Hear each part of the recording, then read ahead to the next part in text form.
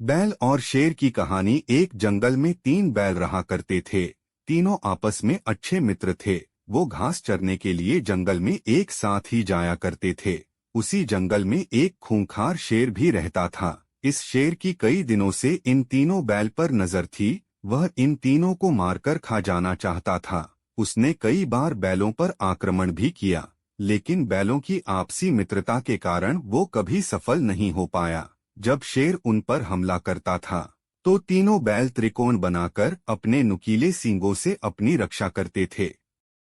तीनों बैल साथ मिलकर कई बार शेर को भगा चुके थे, लेकिन शेर कैसे भी करके उन तीनों को खाना चाहता था। शेर यह समझ गया था कि जब तक ये तीनों साथ रहेंगे, इन्हें मारा नहीं जा सकता है। इसलिए उसने एक दिन इन तीनों को अलग करने के लिए एक चाल चली। शेर ने बैलों को अलग करने के लिए जंगल में एक अफवाह उड़ा दी। अफवाह यह थी कि इन तीनों बैलों में से एक बैल अपने साथियों को धोखा दे रहा है। बस फिर क्या था, बैलों के बीच इस बात को लेकर शक बैठ गया कि आखिर वो कौन है जो हमें धोखा दे रहा है। एक दिन इसी बात को लेकर तीनों बैलों में झगड़ा हो गया। शेर ने जो सोचा था वो हो गया था। अब तीनों बैल अलग अलग रहने लगे थे। उनकी दोस्ती टूट चुकी थी। अब वो अलग अलग होकर जंगल में चरने जाने लगे थे।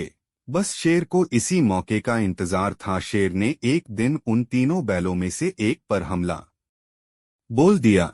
अकेले पड़ जाने की वजह से वह बैल शेर का मुकाबला नहीं कर पाया और शेर ने उसे मार डाला। कुछ दिनों के बाद शेर ने दूसरे बैल पर भी हमला कर दिया और उसे मारकर खा गया।